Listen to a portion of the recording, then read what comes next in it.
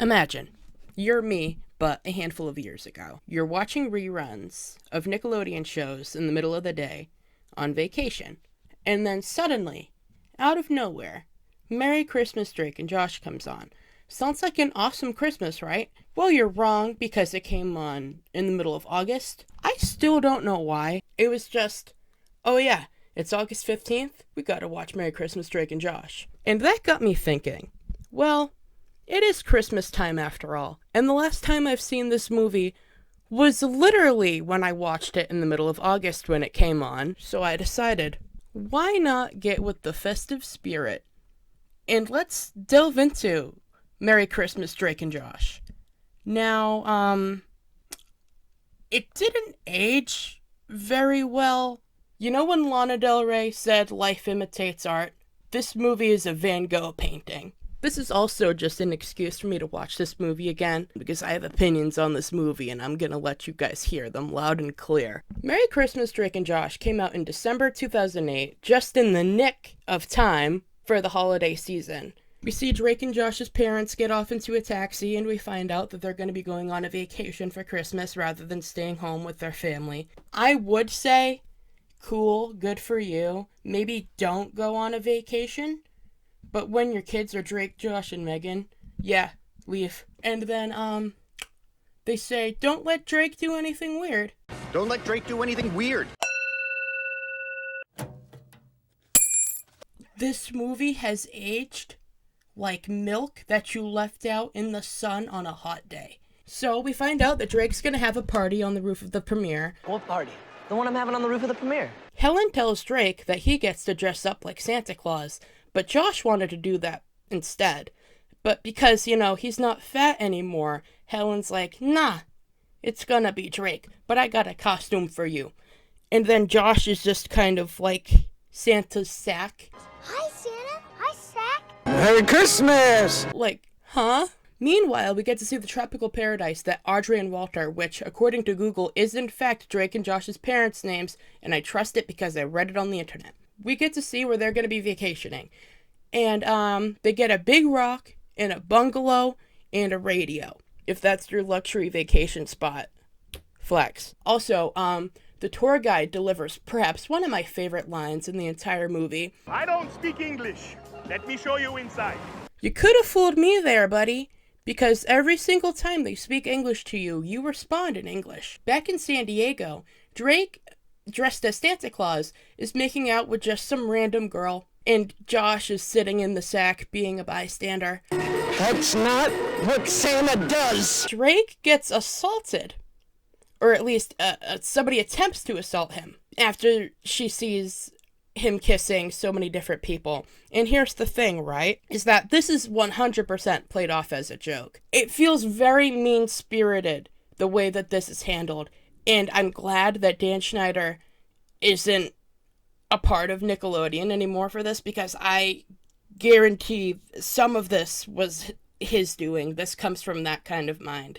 You gotta think about the similarities between his projects. Not good.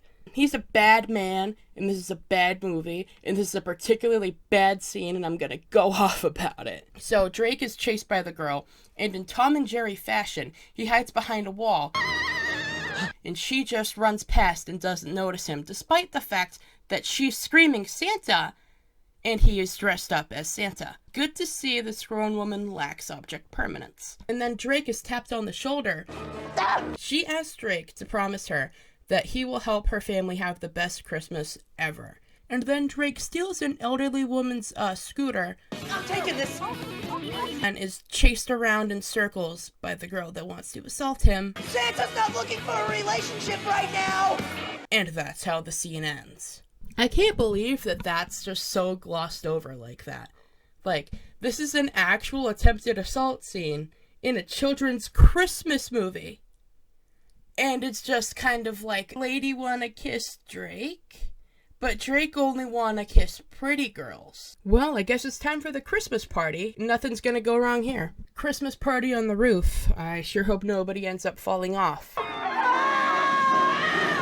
That's convenient. So after Drake sings a mid-tier at best rendition of Jingle Bells, Josh walks up to his girlfriend Mindy, who, if you're a Drake and Josh stan, which if you're not, I can kind of excuse it, you might be like 12. So Mindy has some like drama with Drake. They don't really like each other, but we find out that she's going to be out of town for Christmas and Josh really wants her to be home. This whole movie, nobody's around for Christmas and Josh is super bummed by it. That's his whole motivation, is that it's Christmas time and he's all like by the book tradition. He's like, first my parents are gone, then Mindy, and then we find out that Drake's gonna be trying to go to Vegas. I'm going to Vegas. Vegas? Las? Christmas in Vegas sounds like one of the worst experiences you could have, especially if you're in high school. Where are you gonna go? They're not even gonna let you into the casinos. Anyway, so we get some flashes of the crowd as well. And let me just say, there's not a mask in fucking sight. I sure hope these people are vaccinated because this is gonna be one hell of a super spreader event. So Crazy Steve, he shows up, and he shows Drake and Josh some pictures of Sally, who the boys originally think is some girl that Steve's into, but no, it's a wood chipper. Want to see some pics of her? This is a machine.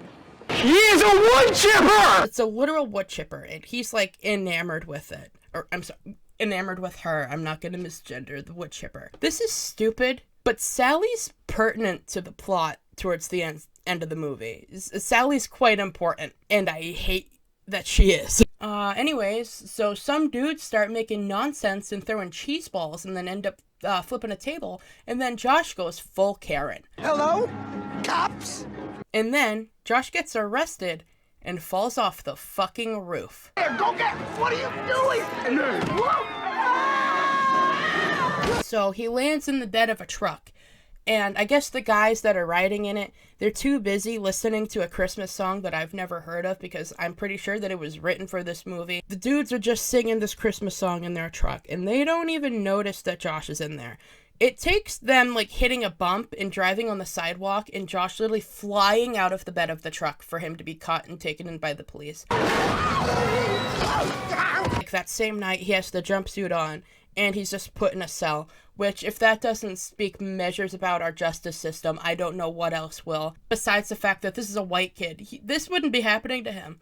Causing a disturbance on a roof, he would get a ticket at best. We meet his cellmate, I guess you could say, and to keep himself from being beat up, he shows him a magic trick by pulling a quarter out of his ear over and over and over again. Did you just pull a quarter out of my ear? The cellmate, who we find out is named Bludge. Is that Swedish? That's Swedish, right? No. Bludge doesn't think that Josh is that bad of a guy, and he actually kind of likes him. He still has to beat him up, because this is prison, and he has a reputation to upkeep. Bludge actually doesn't beat up Josh, and instead he just kind of, like, they wham some towels, like, against the bed, and it sounds more questionable than anything, but I guess to the rest of the prisoners it passes off as him getting the shit beat out of him.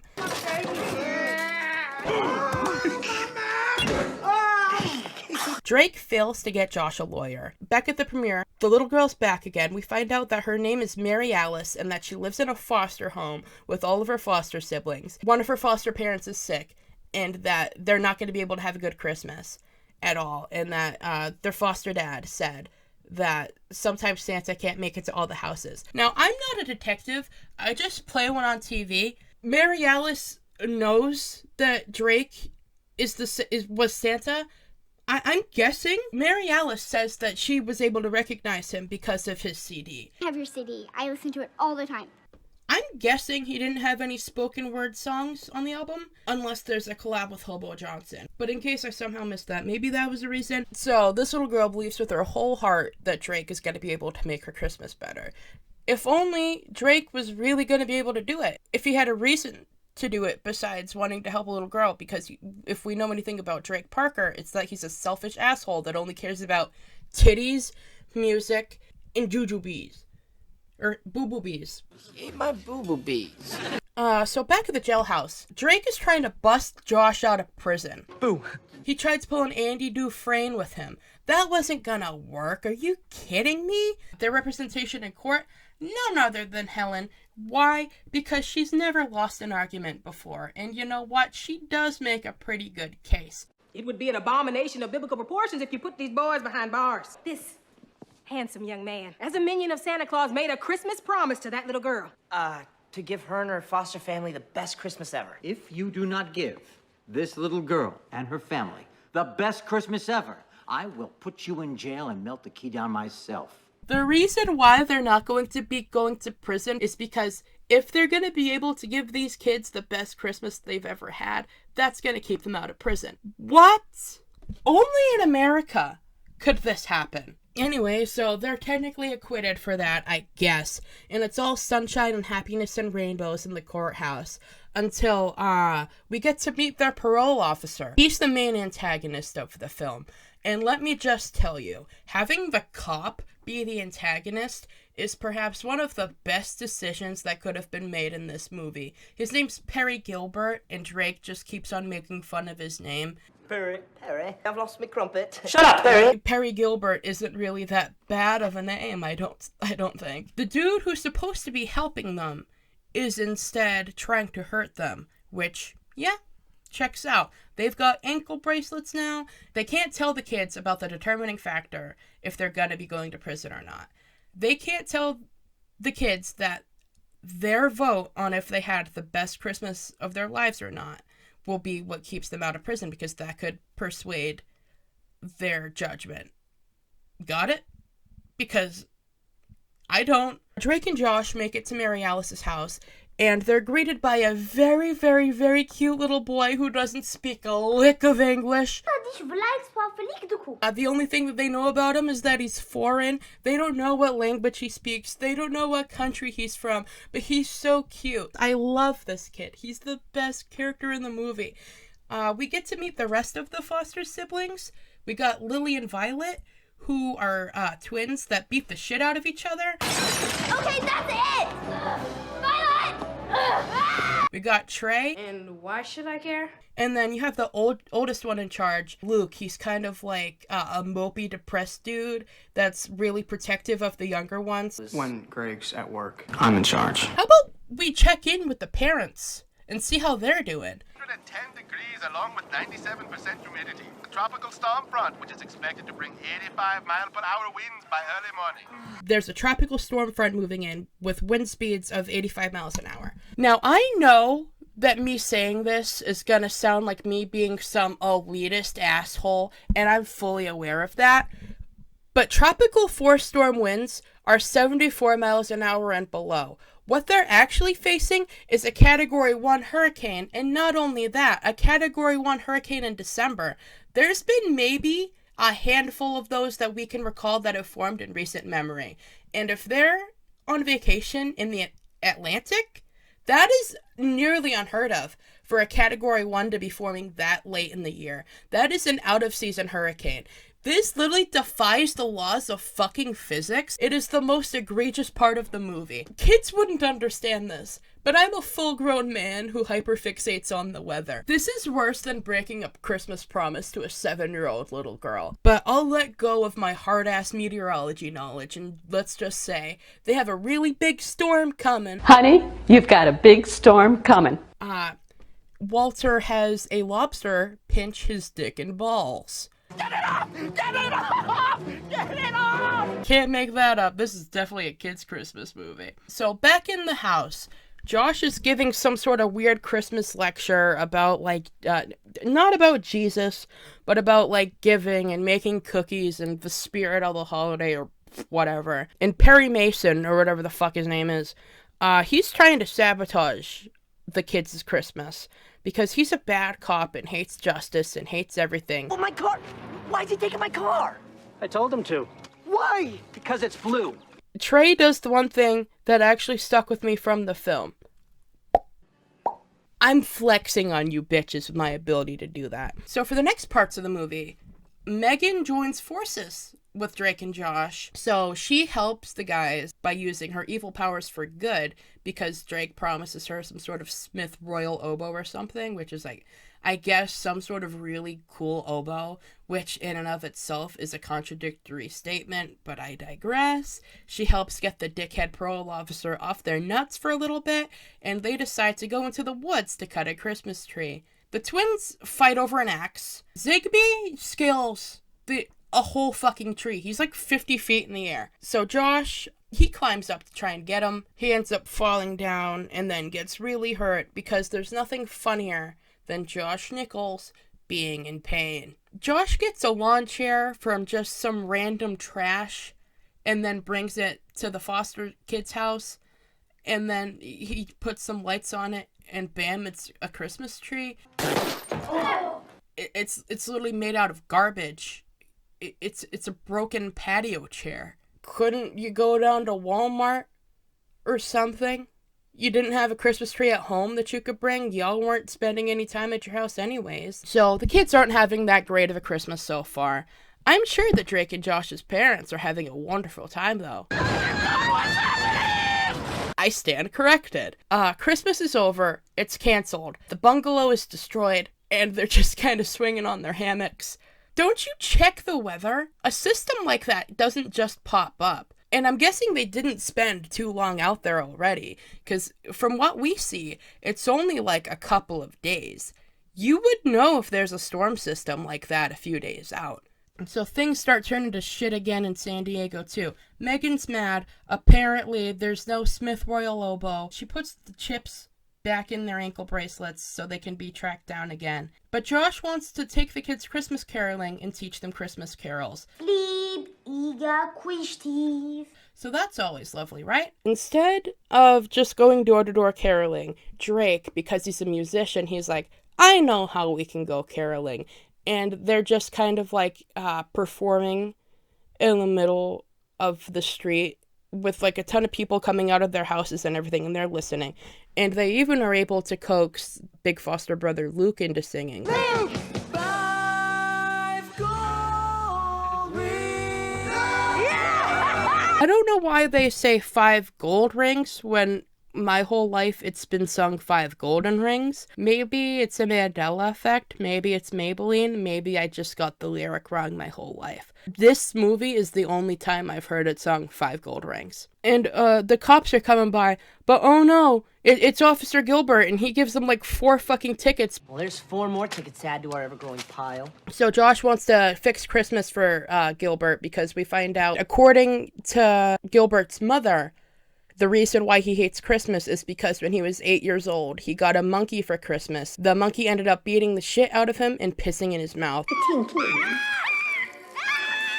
Its bladder empty. The monkey jumped out the window, never to be seen again. So that's Ebenezer Scrooge's origin story. I would hate Christmas for that too. So he got pissed on Christmas, and now he wants to piss on everybody else's Christmas. So that's real poetic justice right there. Walter and Audrey decide that they've had enough of being stranded on what's pretty much the island from Castaway, minus the fact that it had a building. So they're just gonna take an inflatable raft to whatever ocean this is, either Atlantic or Pacific, and then they're just gonna go home. Where are you going? Home for Christmas! So next we're at a Christmas parade, and the kids are all excited about the float, and Mary Alice is kind of like obsessed with the fake snow, and we find out that she obsesses over it anytime she sees it in movies or on TV. Crazy Steve drops in, and he's yelling, and Officer Gilbert, he tells him, remind the kids that Drake and Josh are going to be going to prison if they don't give them the best Christmas ever. So the kids find out that they're being used as pawns, pretty much. You see, a judge said that Drake and Josh have to give you guys the best Christmas ever, or else they gotta go back to prison! Mary Alice is crying, and then like Luke, for the rest of the movie, he's pretty much like, we don't want anything to do with you. He's like the protective, he's the stand-in parent for them. And I do have a lot of respect for at least this character, and then like the rest of the foster kids. I feel bad for them. So the kids know that they're gonna go to jail. Drake and Josh know that they're gonna go to jail. And in their room that night, they're watching TV, and they find out that it snowed in Colorado. Today, so it's heaviest snowfall in over 30 years. So they decide that they're going to make it snow in San Diego. They talk to Crazy Steve, they get 4,000 pounds of ice, and instead they end up turning the foster kids' neighborhood into a fucking war zone. That's not snow! That's ice! The wood chipper is just spewing like pellets of ice everywhere, and it's so fucking dangerous. They end up destroying like the entire block. If there's anything worthy of them being arrested for in this movie, it's all of that property damage. That is thousands upon thousands of dollars in damage, but guess what? They both pass out. They're both hit in the head with Sally, and I guess Drake and Josh die. But no, as it turns out, the dudes wake up in their beds. We see Officer Gilbert come in, and he has his monkey in his hands that Drake and Josh got him for Christmas. You like your sweet monkey? I love her so much. She's a great monkey. She's very cute. I sure hope that she wasn't harmed at all during the filming of this movie. They know that they're gonna go to jail. Trying to escape?